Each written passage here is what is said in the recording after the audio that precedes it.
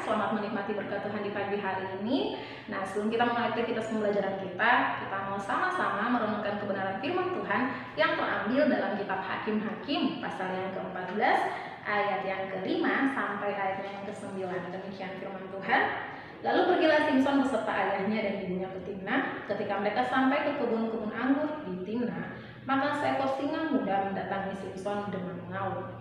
Pada waktu itu berkuasalah roh Tuhan atas dia, sehingga singa itu dicambuknya seperti orang mencambuk anak kambing, tanpa apa-apa di tangannya.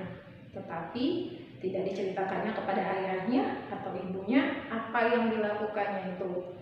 Maka pergilah ia ke sana, lalu bercakap-cakap dengan perempuan itu, sebab Simson suka kepadanya. Setelah beberapa waktu, kembalilah ia ke sana untuk kawin dengan perempuan itu.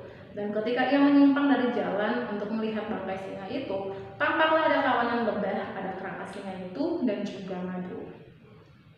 Dikerutnya madu itu ke dalam tangannya dan sambil memakannya ia berjalan terus. Kemudian pergilah ia kepada ayahnya dan ibunya dan memberikannya kepada mereka, lalu mereka memakannya. Tetapi tidak diceritakannya kepada mereka bahwa madu itu dikerutnya dari kerangka singa. Amin buat kebenaran firman Tuhan kita pada pagi hari ini. Nah, anak-anak SMP dan anak-anak SMK Kristen yang dikasihi Tuhan, Ibu Eta percaya bahwa sebagian dari kalian pasti sudah tahu ya tentang kisah Simson di dalam kitab Hakim-Hakim. Nah, Simson ini dipilih oleh Allah untuk membebaskan bangsa Israel dari tangan musuhnya, terutama dari tangan orang Filistin.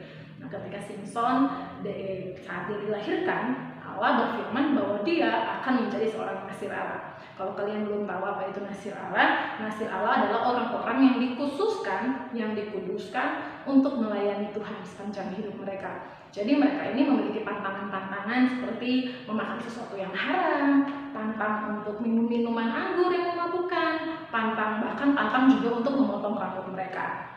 Nah, di sini firman Tuhan menceritakan bagaimana Simson ketika dia hendak menikahi seorang perempuan dari orang Filistin dari tanah Timna. Ketika dia akan menikahi gadis itu, ia berjalan pergi ke sana dan ia bertemu dengan seekor singa yang mengaum di kebun. Dan ketika singa itu mengaum padanya, berkuasalah roh Allah atas dia sehingga dia mencabik singa itu, membunuh singa itu.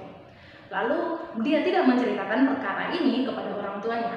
Beberapa waktu kemudian ketika dia hendak kembali lagi ke sana, ia menyimpang dari jalan yang seharusnya dia lalui untuk ke Timna, masuk ke kebun-kebun yang dia pernah datangi itu. Lalu dia menjumpai bangkai singa yang pernah dia bunuh. Dan ketika dia melihat kepada bangkai singa itu, di sana ia menemukan ada sekawanan lebah yang sedang membuat sarang madu di sana. Dan Simson memakan sarang madu dari bangkai singa yang dibunuhnya. Dia juga memberikan madu itu buat orang tuanya. Bahkan dia sama sekali tidak menceritakan perkara apa yang telah dia lakukan hari itu.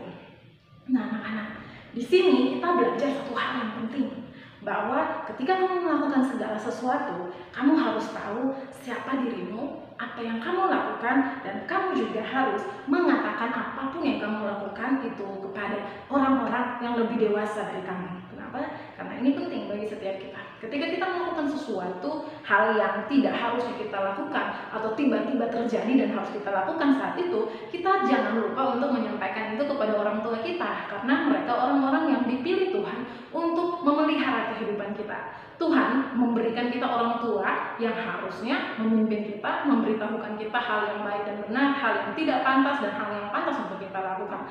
Nah, di sini sangat penting bagi setiap kita untuk memiliki sikap terbuka untuk menyatakan apa yang kita perbuat. Jangan pernah sembunyikan hal-hal yang kamu lakukan dari orang tuamu, apalagi kalau itu hal-hal yang tidak berkenan di hadapan Tuhan.